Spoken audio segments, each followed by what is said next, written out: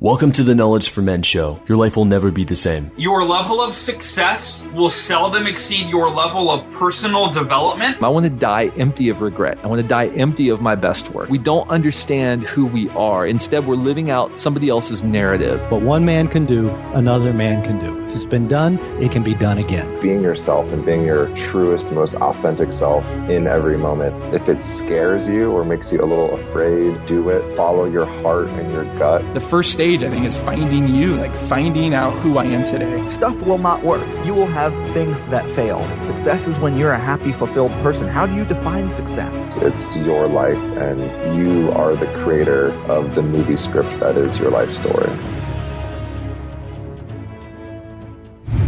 So many of you over the last 3 months have been asking me questions through email about not just becoming a stronger grounded man, but also about how I built my online freedom business.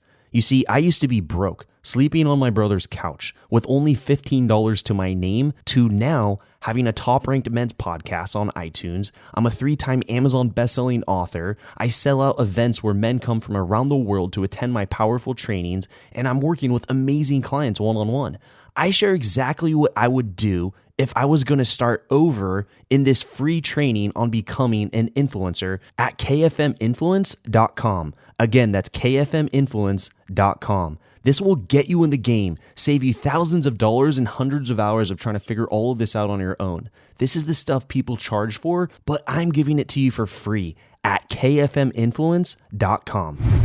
All right, guys, welcome to the show. I'm here with Dan Kariv. He's the CEO of Math for Sale, a successful 7-figure company. And over the last 6 years, Dan has been on a deep spiritual journey to synthesize the ways of old with our new material world and how to live in alignment with the greater truths in this modern, chaotic world. So really how to find that balance within the chaos. Dan, welcome to the show. Thank you so much, Andrew, for having me. It's really a pleasure, and my first podcast. All right. So it's a wonderful way to begin. Yeah, you said it's your birthday today? It is also my birthday. All right. It is. I'm glad you made the time on your birthday to share knowledge with all the guys here. My absolute pleasure. I remember when we first met, it was on a kind of yacht or some sort of cruise on a boat. And I had a friend who was like, you got to meet this guy, Dan. He seems like he'd be a great fit for your show. He's super interesting guy. You should go sit over here. And it was this friend of mine. She's like, go sit over here. Go here. Dan, meet Andrew. Andrew, meet Dan. And pretty much just kicked it off with a good conversation. And here we are now on the show. Here we are. Yeah, we met on the San Diego EO yacht party down in Corona Island. Yeah, really cool. It was beautiful. Really fun really time. Beautiful. And so, Dan, we start off every show with a favorite success quote or some sort of saying that the guest has lived by. So share with us what you got. Yeah, I mean, the one that I sent you is from Christopher Morley, and it says, true freedom is to choose what you're doing at the end of the day. And that's my interpretation of it at the end of the day, that it's when you make no distinction between your play and your work. And a big theme, and what that strikes me as the whole theme of my life has been around freedom. And to me, freedom defined as choosing what you want, really owning your own choices and being free. And I think the big distinction to that has helped me through the years is really understanding that freedom is so relative and subjective to what it is to you. And that doesn't mean traveling the world or running a company, but really getting clear on what would freedom look like to you and having the ability to choose that and being really comfortable with your choice. When did you start messing with this whole idea of freedom and really taking control of your own life and taking responsibility for your own freedom? Yeah, absolutely. So I had the proverbial story. I got recruited out of college to a Big Four accounting firm, thought that was the way to go. I had this company running in the background, and I thought it was a hobby. And I was really excited, right? I had this big job. Everybody was giving me kudos for it. And then I went backpacking in 2007 with two of my good friends, and just living out of a backpack for 3 months. It was amazing. It was just absolutely amazing. And then coming back to this corporate job and having to work 16 hours a day really made me question, what is life? Is this really worth it? Like, everybody's celebrating my success, but I'm not happy. I was miserable. And truthfully, I remember a call with my mom in tears, just saying, I can't do this. Not that I wasn't willing to work, but that it was just tearing at my soul. And so about a year later, I left all those. I got fired, one of the two, and realized the only person that was ever going to afford me the life I wanted was me. And when I started my main company, when I went to it full time, I really just didn't want a boss. I wanted to make six figures and have the freedom to travel and be my own boss. And I put my flag in the ground that day when I left my last job to say, it's going to happen. This is my life, and I'm going to make it what I want. How long was that process from the moment you decided, you planted your flag, you know what, I want freedom, I'm going to go after and create a business that I want, I can live on my own terms, to when that actually happened? Yeah. So, the tangible result and the cool part of the story is from the day I decided to go full time on my business, I went to seven figures in about 12 months. And so I'm a huge proponent of not necessarily burning the ships, but when you have a good hand and it's time to double down. And I think that's an act of faith. I think entrepreneurship is one of the most beautiful spiritual journeys anyone can take, to say, are you really willing to commit your life to this? But I will preface it to say I had run my company in the background for about 3 years. I'd moonlighted it a bit and dabbled with it, and I knew that there was opportunity there. But up to that point, we'd done maybe 200,000 a year max in sales.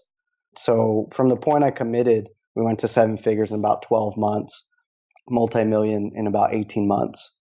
And I really remember that moment. I was let go from my last corporate job. I had taken a company's eBay 10x them in 6 weeks, and they let me go. And I felt like a failure again. It wasn't the first time I was fired. And my manager said to me, he's like, you know what, count this as a blessing. I wish I had the freedom to go build my own thing right now, but I got a mortgage and 2 kids. So do it, not just for yourself, but for all of us. And I remember that moment. Wow. And, in the parking lot on the way out, and I just had this huge, like, okay, it's time. This isn't going to happen any other way unless I do it. And I had no other option at that point. Wow. It seems like the 3 years it was part-time while you had a full-time job, and you were doing 6 figures, which is great. And then the moment you quit, you took it to 7 when you went all in. Yeah. And you talked about entrepreneurship being this spiritual journey. Yeah. Can you talk more about that and what it was like for you? Some of those deep, dark nights where you weren't getting the results that you wanted, where you may have been questioning if you were doing the right thing, especially going against what is traditional in society. Yeah, absolutely. I think that's one of the biggest things, is that a lot of people don't share that entrepreneurship can be a really isolating solo journey. I remember the first few years, everybody saying I was crazy and what was I doing, and that didn't make any sense. And humbly put, I was selling used calculators on the internet. It's not something profound or exciting. Yeah. Right. It's pretty funny if you think about it. And literally everyone I crossed paths with said, "You're crazy. This is nuts. That's cool. Or maybe that's fun. But when are you going to get a job?" I think it's such a spiritual journey because it really tests your own faith, your own conviction in yourself. Do you have what it takes to pull it off? And I remember on one of my first lots, I lost money while I was building my eBay account to power seller status. And it really questioned everything. Was this going to work when the results aren't there? I actually lost money. And my business has tested me over and over again. I remember I was living in LA really comfortably. I sold everything I owned. I subleased my room. I lived in my living room. And I remember how embarrassed I felt that, I was sleeping in my living room in this beautiful house in LA to make an extra $1,000 to support my business. I sold the nice car. I sold all my possessions to fund my business. And so I think when I relate it to a spiritual journey, it really questions if you're willing to do what it takes. And I think that's a big thing that isn't shared a lot on a lot of these stages, where it's like, this is going to be easy and this is going to be fun and people are going to celebrate you and you're going to be on podcasts like this and magazines. Right. That's not true. And I think, like any skill or talent, the real work is done in silence. And I've spent thousands of hours in warehouses working with staff now and getting my hands dirty, making really tough choices when my friends were going out to the bar or the club. I was at home on the kitchen table cleaning calculators. But the silver lining was, I remember, and this is a moment that stays near and dear to my heart always, as a moment of freedom. I woke up, I was living in Huntington Beach at the time, and my roommate at the time, went to work, 7 a.m., alarm went off, and I just remember laying in bed going, I won. I'm already winning. that I don't have to go on someone else's schedule. I'm choosing to do this on my own schedule. Mm-hmm. And, I'd still work 12 hours a day, 14 hours a day in the beginning. But that freedom of going, you know what, this is my choice. And whatever I do, and the better I do at this, the better results I'm going to get. I'm directly linked to my customers, to the value, and I'm really in, and I'm putting everything I have behind this. It sounds like your story here. You're sleeping on your own living room couch. You're selling everything that you have. You're in debt, I'm assuming, credit card debt stacking up. And you even mentioned that you're losing money at times. You're suffering for this. Absolutely. You are suffering luckily, for this. I will say I was very blessed that I was not in debt at the time. And I think that's a big thing, because I've been asked many times, like, I had a corporate job, and a lot of people say, you should have burned your bridges. And I'm not a fan of that, to be honest. I think it's smart to be a bit safe with anything. So, I had saved up a good amount of money from working corporate. And at the time, I'd work my corporate job, come home, and then work my company. I had no balance at that point, which is why I appreciate it so much now. And so I think for anyone listening, I think that's a really important part. There's a romanticized version of being an entrepreneur, and there's reality, and you have obligations to yourself, family, people of that nature. So it was a big thing for me to save up to that point, but then to be humble enough to go, you know what, like, even though I have this money and I could keep the car, I could stay here and keep the image, right? That image that sometimes we want to look the wet part. Right. I was like, that's not reality. I need this money to build my business. And that's more important to me than how I look to the outside world. Yeah. I think overcoming that is a challenge in itself that not everyone overcomes, where they feel like because they're suffering on that path, they don't want others to know. They want to keep looking like they're a success when in reality they're not, or they're struggling. And to accept where you're at and be okay with that, I mean, I can see how this is such a spiritual journey for yourself. So then comes this question here. It's whether or not right or wrong, but do you think freedom isn't free? Absolutely not. Yeah. I believe, that's the book I'm working on right now, that freedom comes with a price, just like everything. And I think one of the most useful things to understand is that price tag. This world where entrepreneurship is boasted as this glamorous thing, that there is a price tag. You will have to make massive sacrifice. And I think that's like anything in life that you commit to. If you really want the results that you want, whether it's getting in shape, having an amazing relationship, you have to sacrifice at the end of the day parts of your ego, parts of you that want it all, to have your cake and eat it too. I'm all a fan for that in the long run. But I think freedom comes with a high price tag, and it's a long journey, and it's worth every step, and it's worth it. And understanding, just like climbing Everest or something of that nature, that there is a price tag to this wonderful Facebook photo of you on a remote island celebrating. And if you understand that going in, I think it gives you a massive advantage to be really real with you and those around you of, where am I? What am I committed to? And can I do this? Because there's going to be a huge price tag to this. But just like everything beautiful, you usually get what you pay for. You usually get what you pay for, and there's no shortcut to it. So is that price tag sacrifice and suffering?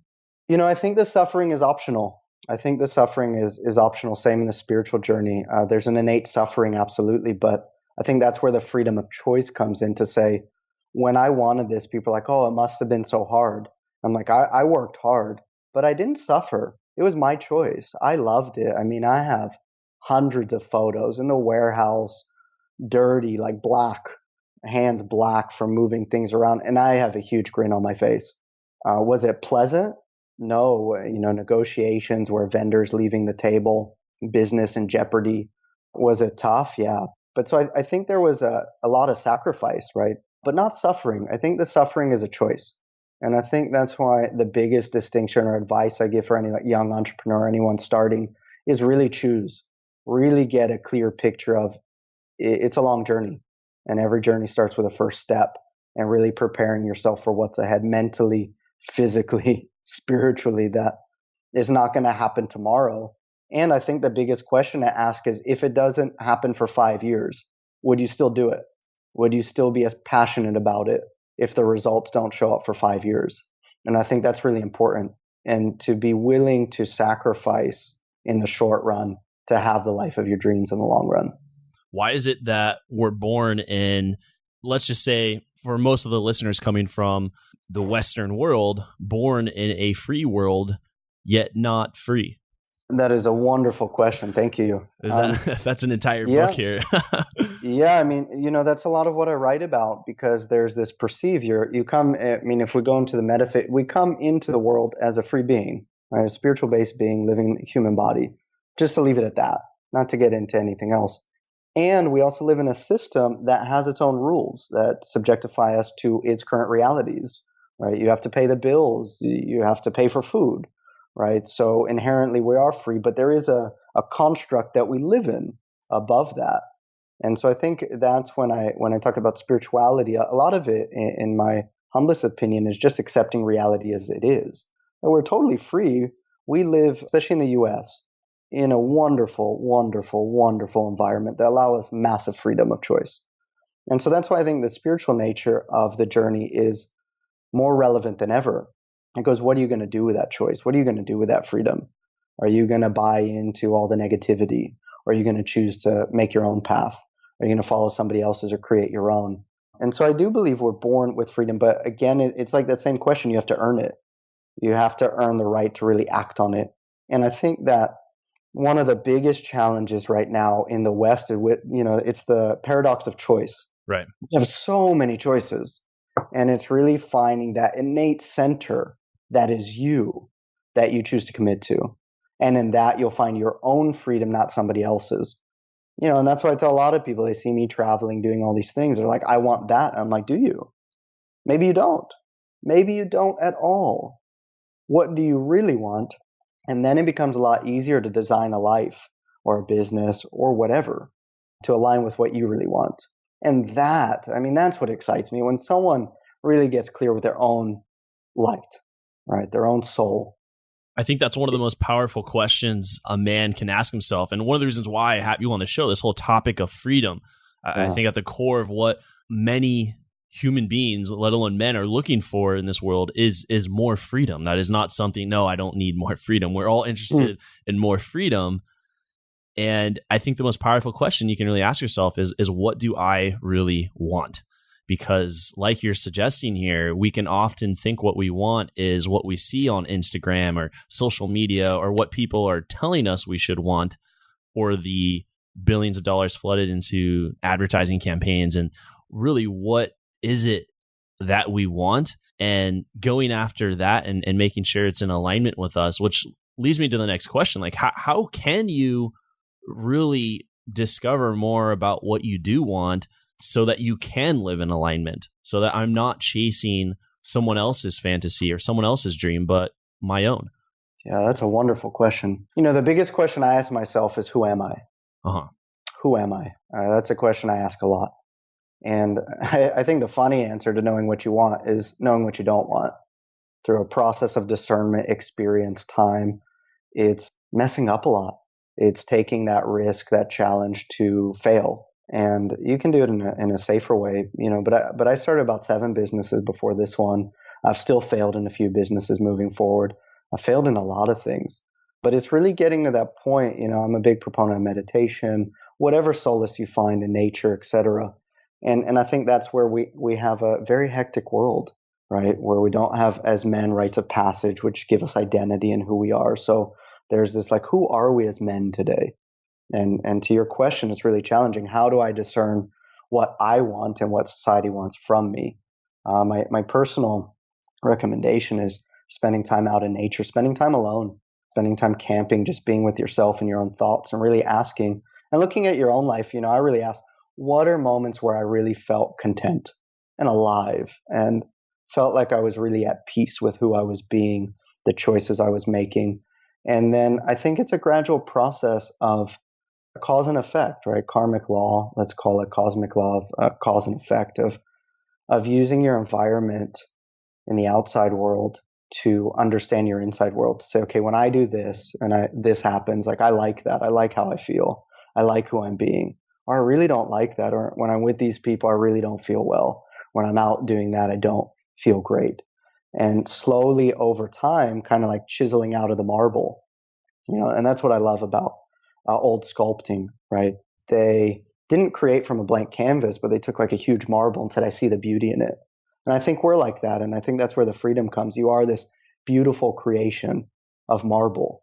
And it's like, how are you going to sculpt your own? You're probably going to make some mistakes. You're probably going to chisel some weird things, but it's not permanent and you can change it. So I think to answer that is really being open to experiment with your own self and your own life and get really clear and comfortable in what works for you, not anybody else. And I think that's one of our biggest challenges with all the information coming in, to really start generating from the inside out. To say, this is what I love. This is who I want to be. This is how I want to serve. And I'm committed to that.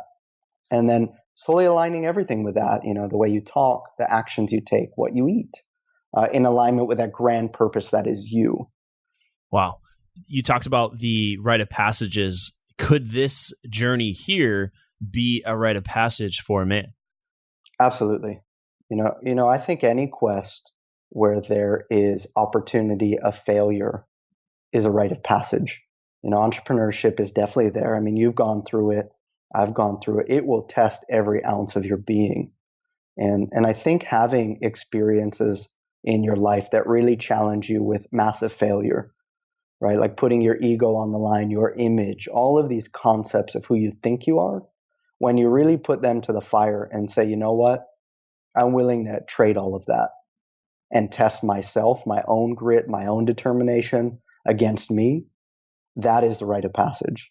That is you having your own rite of passage, saying, you know what, I got me and I can do this. And I think anything like that, really just committing to a journey, a path, and saying, you know what, I'm going to do it.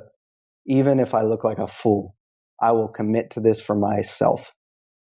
And whatever that, and I think that's the biggest point, whatever that path looks like to you, that inspires you in the deepest part of you, take that journey. Yeah, I like that. And not to say that like entrepreneurship is the only path here. You could be a teacher, you can get a PhD, you could play an instrument, there's everyone has their own path, and it's not all about the business here, but I think that's what makes this conversation so powerful, is that it's uniquely yours and that you get to create the life that you want. And I think what comes to mind too is kind of that paradox of choice. It's like, oh, is this the right path? Is this the right journey for me? How do you view fear when you're going to take on a new path? You're about to commit to something new, and there's that fear and you're wrestling with it. How do you view that? And how do you talk to yourself in that moment? How do you overcome that? Yeah, so one of my early spiritual teachers, one of her principles was, on the other side of fear is power. And that fear is our greatest gateway into our power. And so I really reference her teachings to that in my own life, to go, fear is a, let's call it, user interface experience that is giving me stimulus to awaken my body, awaken me to realize this is something I care about. This is something that matters to me. This is worth pursuing. And the definition of courage is acting not despite fear, right? No fear, but in spite of that. The fear is well and alive, and that, I think, is a beautiful catalyst to move forward. To say, I'm getting sensory input that this is something that's a big deal for me, and what a blessing. Or who do I get? The question I asked: who do I get to be on the other side of this fear? That can be applied to anything. It's like asking the girl out, right? Having that tough conversation is that fear. And I think that's it. As we grow, that is a rite of passage, right? It's not that the fears ever go away. It's that we learn how to deal with them and who we get to be. And the question I use all the time is, who do I get to be on the other end of this fear? What kind of man do I get to be by taking this fear head on? And that doesn't say I don't wrestle with it. I've had many nights like, I don't know if I want to do this. I've done martial arts and cage fights. I was definitely scared to get in the ring and fight someone. But I think the biggest difference is that commitment to go, you know what, I chose to be here. I chose to do this. So I'm scared, and this might not work out well, but I'm going to step in the ring. And I think one of the greatest lessons I've gotten from one of my instructors was it's not always about being the best fighter or winning. It's about getting in the ring and showing up.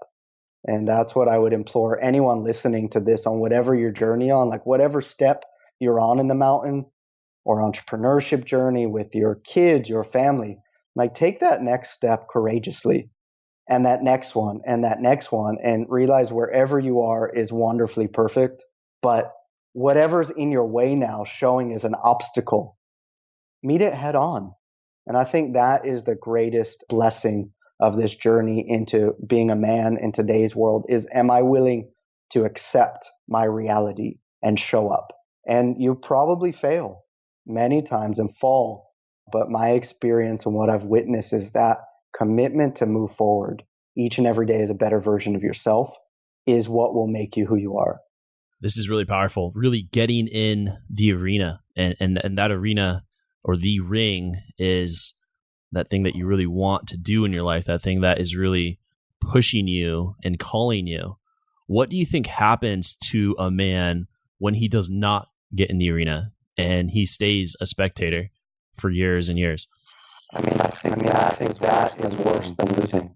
I think that is it's like the potentiality of all you are not being put to use. And I think that's where the term regret comes from. It's not that you did it and failed, it's that you didn't try. And I think that can be a man or anybody's biggest nightmare or biggest demon in the closet that will haunt them for years. That says, I could have had that, or I should have done that. And what I would implore is like the positive side of that is that if you are feeling like you want something, that means a huge part of you is capable. I truly believe that we don't get insight or wisdom that we're not ready for. And so I think what happens is that disparity of the ego says, but you can fail or it might not work, and all that self-doubt. And yourself, your truest self, knows it's possible. And so I think what happens when the spectator state, as you call it, is stayed in, it's almost a soul-crushing experience because the bigger part of you knows what you want. And it's not developing that relationship of trust with yourself to say, you know what, I deserve this. I am capable and willing to put myself in the fire for this. And so I think anytime that is explored, again, it's like, who do I get to be if I on the other end of this? And who will I be if I don't step up? And I think that's a question that anybody can ask to go, do I want to live with the probability or outcome of not knowing? Wow. I think when you put it like that, because you can think of two different versions of yourself. If I take action and do it, I have the potential to become this. And if I don't, then it's like you're going to stagnate. It's like I'm thinking of this lower version of myself, the person who didn't go ask that girl out, the person who didn't start that business, the person who didn't show up. And yeah. I think for even myself, as you're talking, and I think with the listeners too, like that version is painful. That version is, he is suffering by not doing the thing that he knows he needs to do. Like he's living in resistance, like The War of Art by Stephen Pressfield, or he's living in that indecision. Mm-hmm. And I think that's what this whole show is about, is helping guys go after what it is that they want, to pursue what they want. Who is the person, Dan, that you had to become in order to create that life that you want? The successful business, to be able to travel. Before we hopped on the show, you're like, you've been in San Diego almost all of 2016. You're now going to travel. It looks like you're going on another trip here. Yeah. You're going on an adventure, but who is the person that you had to become to sit where you're sitting, to share the knowledge that you're sharing with us here to the thousands of men?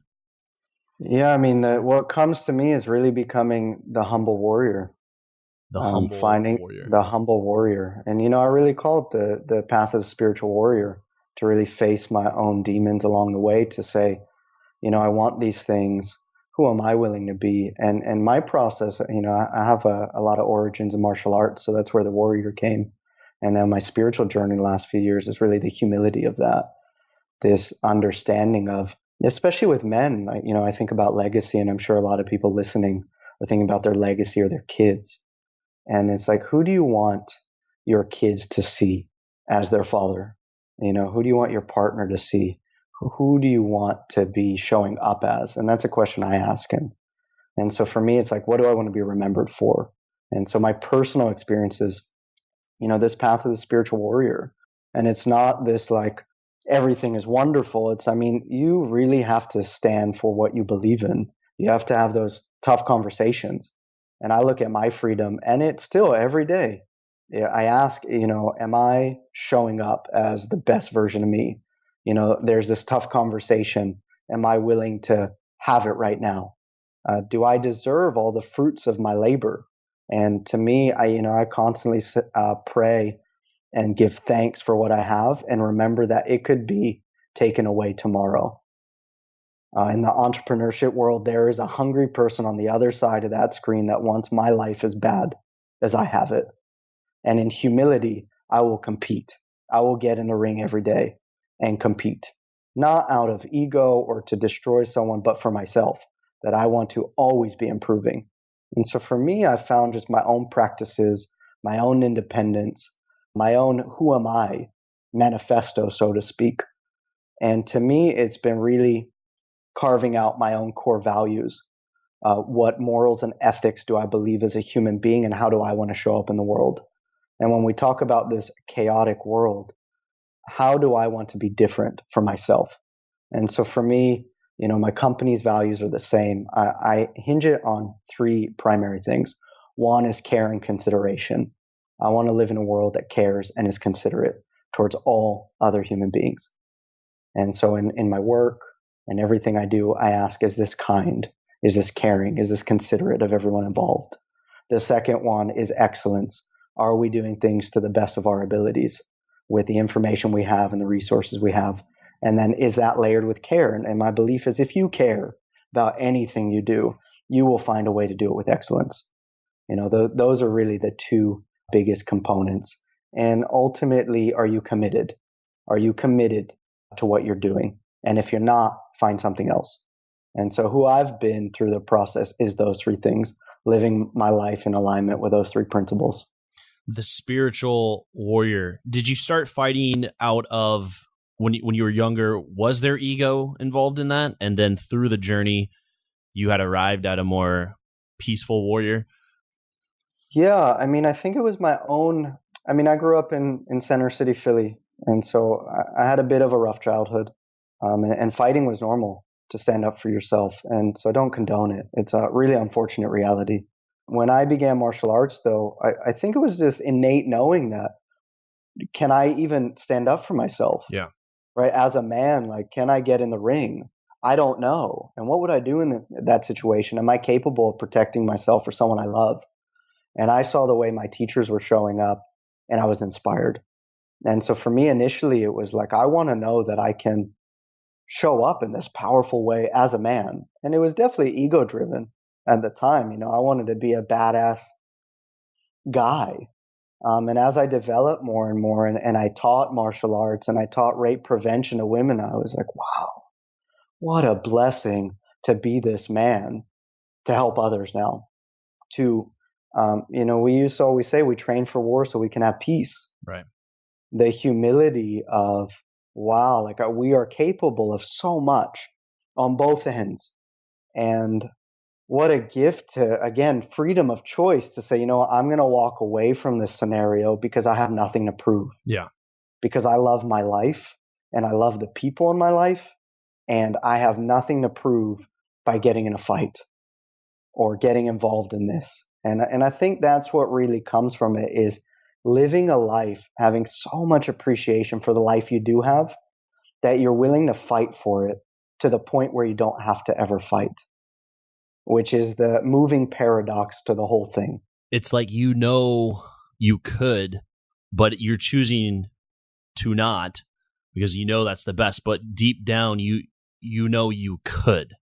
Absolutely. You're not fleeing. You're choosing the best option. What usually fights are, there's not much to it. It's just something happened. Someone looked at someone wrong, shouldered someone, and there really shouldn't be a fight. The best thing is to walk away and whatever. He says some mean words. And I find that it is ironic. I had trained Brazilian Jiu-Jitsu for several years, and I had gotten into the martial art because I thought, wow, if I learned this, because I was a UFC fan, I could beat up everyone. This was years ago. I was like, I could beat up everyone. Because no one's going to know what to do when I get them on the ground. And I thought I found this secret thing. And what's been so ironic is there hasn't been a fight since training Brazilian Jiu-Jitsu. And previously there'd always been these little, I always had this temper. It's like you have to prove something when you don't have that experience. That's how I felt, at least. Absolutely. And after having rolled and been tapped out and having competed in tournaments many times, you know what you can do. And I don't think a lot of men know what they can do, what they're really capable of. Not so much just fighting, but just in general, like to really put yourself in a test. Because martial arts, before you tap, like it kind of signifies the death. And so you did just kill someone. If you're rear naked choking someone, like you just killed that guy, but it didn't happen and you tapped. But obviously that's what would have happened if it kept going for another 5 seconds. Absolutely. And I think what you touch on is really connected to that rites of passage. I think from all my studies is the rites of passage were really an experiment or an example of what you are capable of. And I think most of us don't acknowledge how much capacity we do have when we commit to things. And I think that's one of the most beautiful things to this whole theme of really testing yourself and putting yourself to the test, to your own fire, to really acknowledge what you are capable of.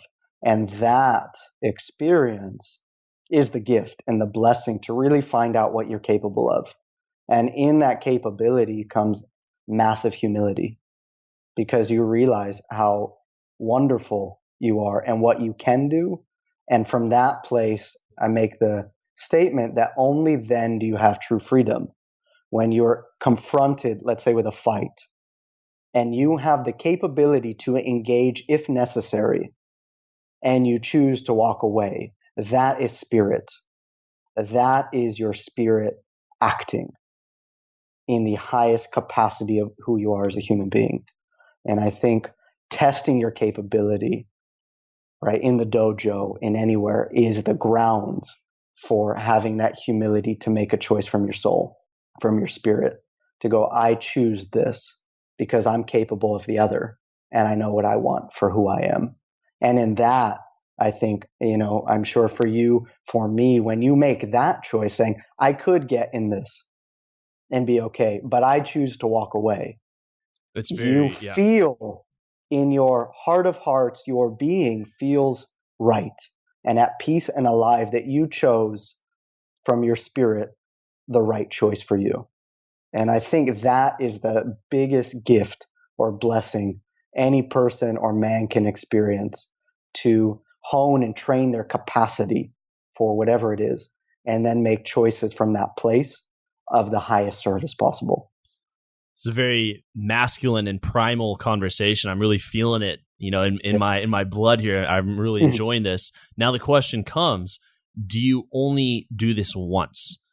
Does this fade away? This rite of passage, this journey? What if 10 years later I have fallen into stagnation, but at one point in my life I was this strong, confident, grounded man, but I have not done much since? Yeah. I mean, I think that is a wonderful question, because that is so important, and why, my TEDx talk was about taking the journey, that the journey does not end. And why I think it's so integral to find these core beliefs and practices that allow you to continue. So that may morph from one practice to another, but the idea is you always have to keep that axe sharp. And a lot of people say it, so this is nothing new from my perspective. But I think that is what keeps us, and I'll focus it towards men, especially, that keeping that edge. Even in my yoga practice now, my teacher says it is always about putting yourself in the fire and finding that edge. And every day that edge is different.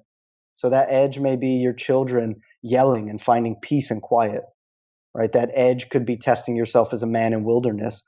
but I think it's integral beyond measure to constantly give yourself rites of passage for yourself. And it doesn't have to be extreme. It doesn't have to be the skydiving or the, living in the woods for 6 months. I mean, we live in a modern world, but it's that constant refinement of who you are. And I always call it earning the right to live your dream life. And so for me, it's always, have I earned the right? We are free and we're blessed in so many ways, but have I earned the right to live in this abundant world? Not as a punishment, but as an inspiration to say, what can I do today to be of more service to this planet? And in that capacity, or to my friends, my family, how do I increase my capacity? And that comes through testing myself, through challenging myself to, again, have the hard conversation. And I think where a lot of people struggle is not accepting that change, not accepting that, who you are today is not who you were 5 years ago. And can you reassess who you are and who you want to be? And I think the blessing to that is that we live in non-permanence. That if up to whatever point you're at today, you're like, looking back, I'm not thrilled. Or I could have made better choices. I should have asked that girl out. It's like nothing stops you from today declaring to say, today I'm going to start making a step in a new direction. I can't undo the past, but I can start moving forward. It's like joining the yoga studio or the martial arts studio, saying, I'm going to train. I'm going to begin training in the capacities that I want to have. And I think that is the beauty of the time we live in, the world we live in, being a man in today's age, is that there is a lot of freedom to choose your path. You don't have to be just a warrior or a hunter or this aggressive version, which is wonderful. There can be a softer version of, how do I want to show up for my children today, or to my lover or my spouse? Can I be more kind today in my interactions with others? And slowly progressing towards taking action towards the things that I want to be in this world. Wow. I'm really loving this whole conversation here. And I just want to take it a bit deeper and dive into the knowledge around. Just going to ask you a few more rapid fire questions here. Let's do it. All right. Have you ever wanted to become a highly paid online thought leader in your space? Have you ever wanted to be an author and get that book out? Have you ever wanted to speak on stage about something that you were passionate about and get paid for it?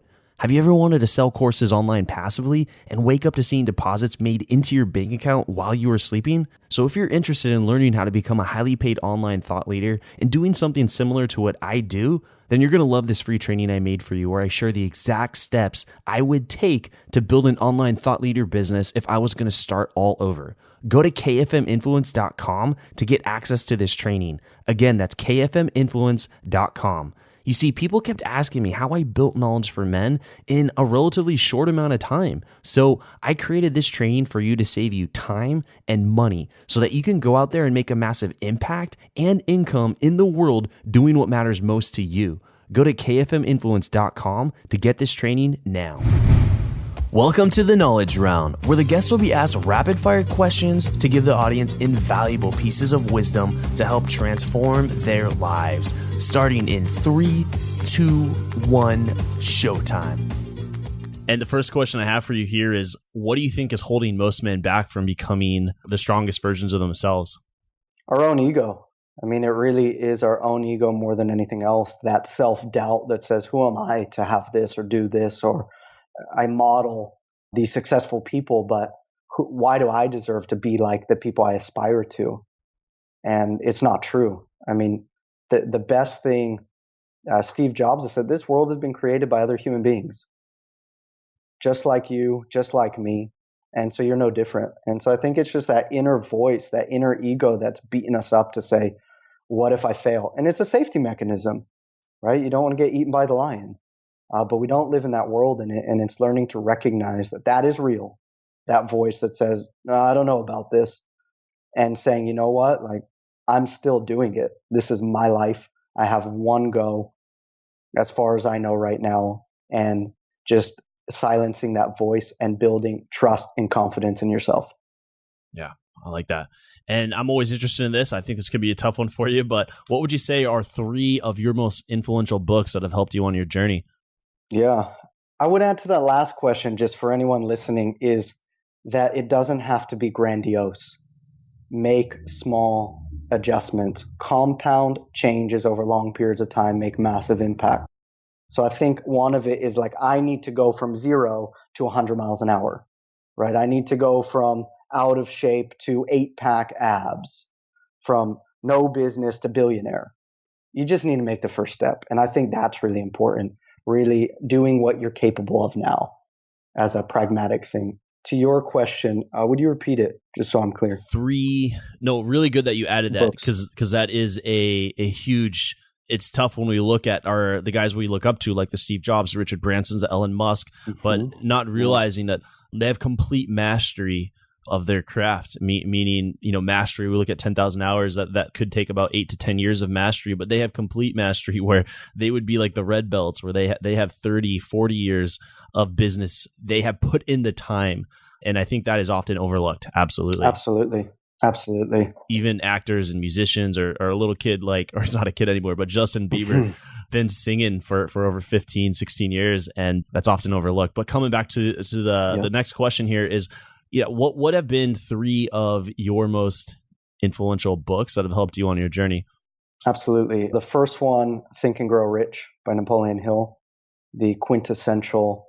But really the takeaway for me, 14 years old, 15 years old, was the concept that you can take an idea, something that does not exist in the ethers, and make it real based on your thoughts.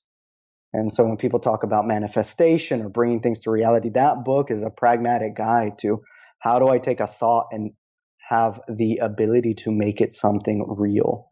I think anyone on this journey, that should be a must read. The second one, Pragmatically Business, is Tim Ferriss's 4-Hour Work Week. And not so much for the pragmatism in it, but for his philosophy.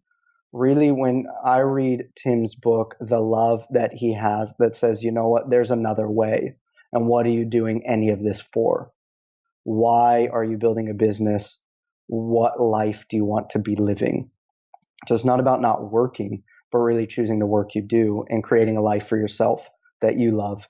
And the third, they're kind of mixed into a lot of spiritual texts.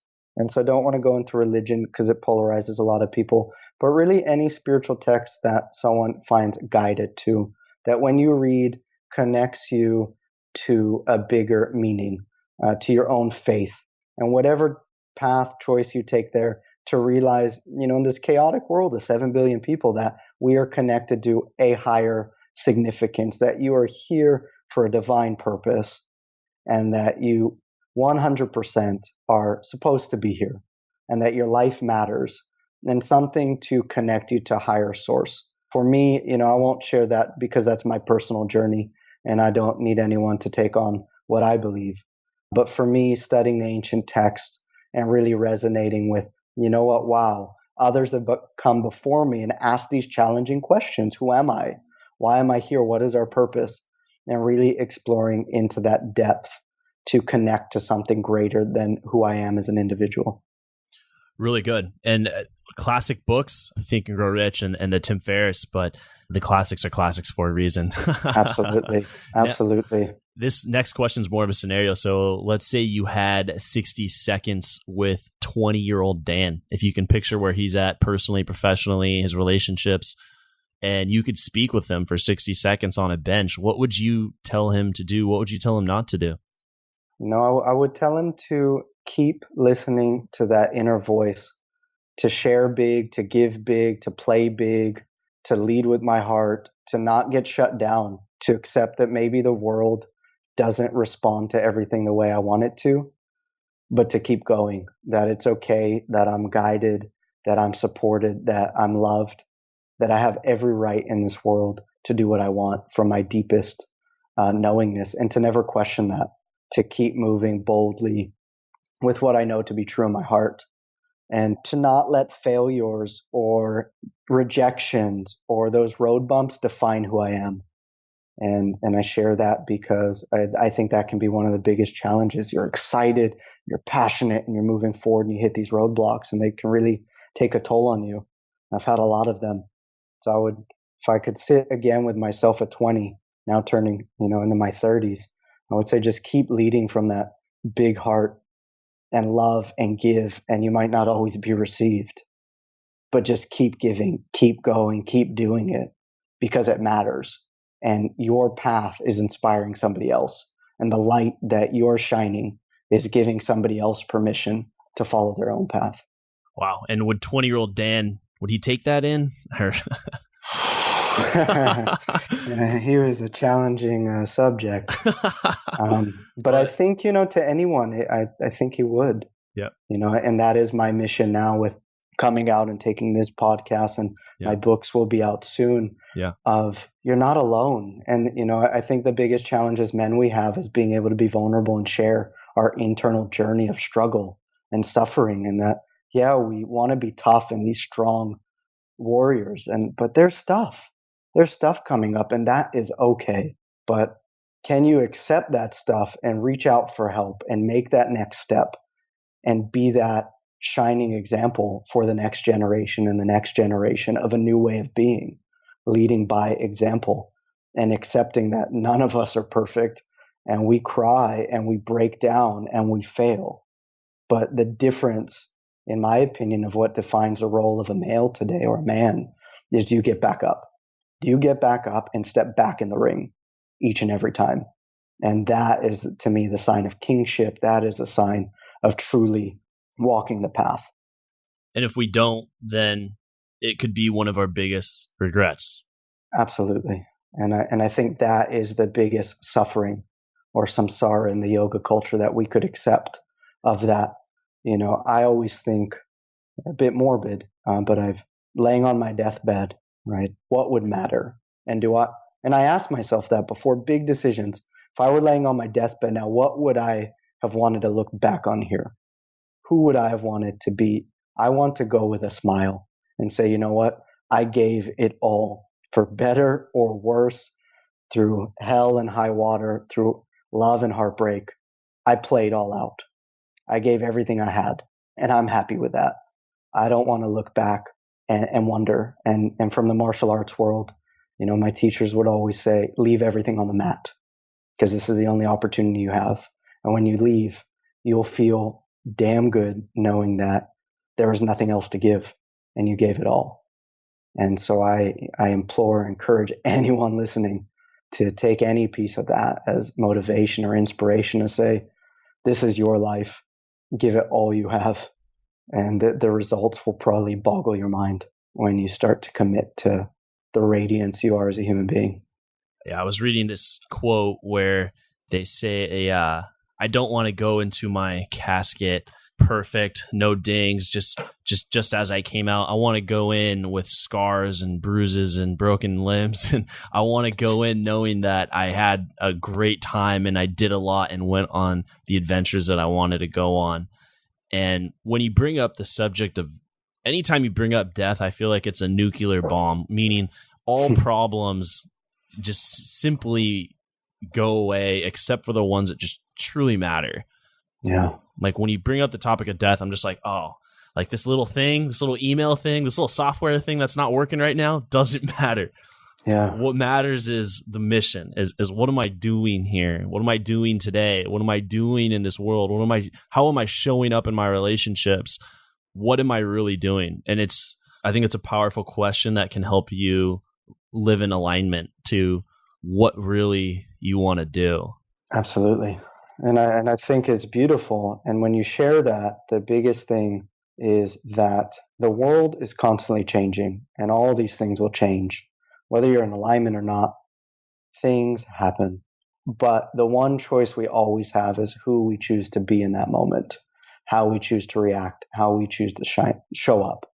And so I think that's the biggest question, is who do I choose to be right now?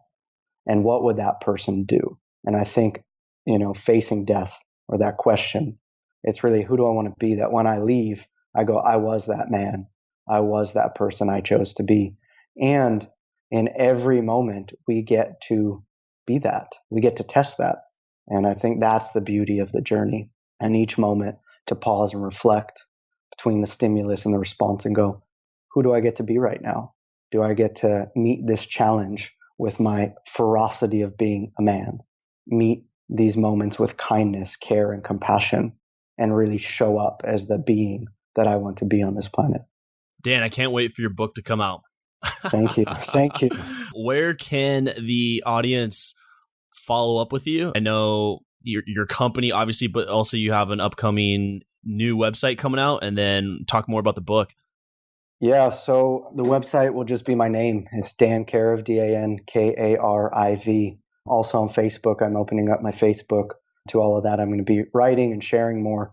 The books have some working titles, but they're really all about how to navigate this hectic world in spiritual alignment and finding that peace amongst the chaos, finding the you amongst the tornado, and being able to really live in this modern world that it's all wonderful. We live in a beautiful, beautiful time where so much is possible. Our ability to create is magnificent. And really, again, to this whole getting back to that question of who am I, and really a modern pragmatic guide to synthesize all of this ancient wisdom into really getting, who am I? Who do I want to be? How do I want to show up? You know, people have been on this path well before us and riding on the shoulders of giants and going, okay, you know, how do I create in alignment with spiritual truth and my own truth in a chaotic world in a way that we begin to create the life that we really desire in true manifestation in current reality. Yeah, I can't wait to see this book come out. Do you have any sort of idea when something like this is going to come out? Yeah, it will be in 2017. You know, I'm going to the islands right now, to Hawaii, to write. And so hopefully sooner than later. You know, I'm following my own guidance around it. But it's been brewing. It's been a 10-year journey of putting these books together. Yeah. And I feel really thankful that it is presenting in my reality the gift to write. You know, so anyone listening should know that I love books, and I am so thankful for anyone who's ever written a book that's inspired me. They have been my greatest mentors. Yeah. And to write a book is one of the biggest blessings I feel like I have the ability to undertake. And that's how I ask, who do I get to be by writing a book? Yeah. And so I imagine they'll be out mid 2017. And if anyone's listening ever picks up a copy, know that my intention is for you to read it and know that you are not alone on this journey, and that you are loved, supported, and taking that journey is the highest act of courage that anyone can take in their path. And I commend anyone on this path to make a better life for themselves, their family, for their friends. And that's what I'm committed to more than anything, lighting other people's souls to realize their own ability as a creator.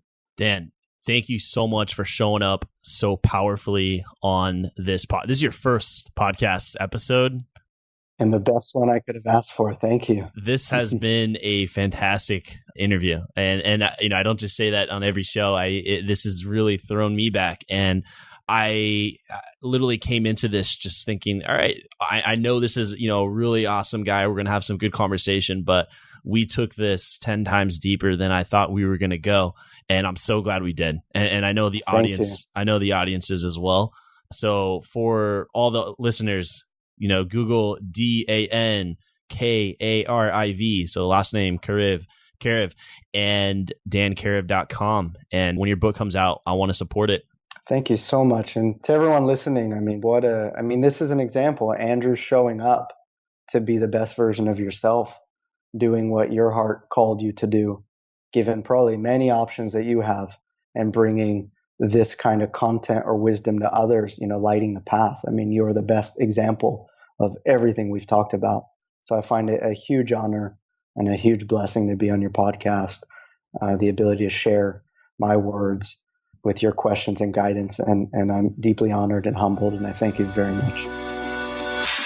Thank you for listening to the Knowledge for Men podcast. Hundreds of interviews and millions of downloads later, we're continuing to build an international movement, and we're just getting started. So if you enjoyed this episode, go ahead and leave a helpful review in iTunes, because it really helps the podcast grow so we can impact even more men in the world who need this.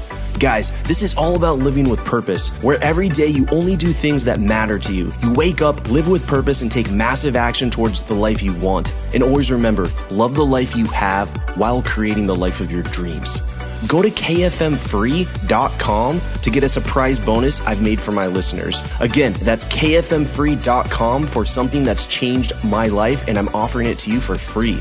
Also, check out my Amazon best-selling books that I've written for you to help you crush life at kfmauthor.com. Again, that's kfmauthor.com. knowledgeformen.com to see all the books I've created to help you break through in life. This is your host, Andrew Farabee, founder of knowledgeformen.com, and I'll see you in the next episode.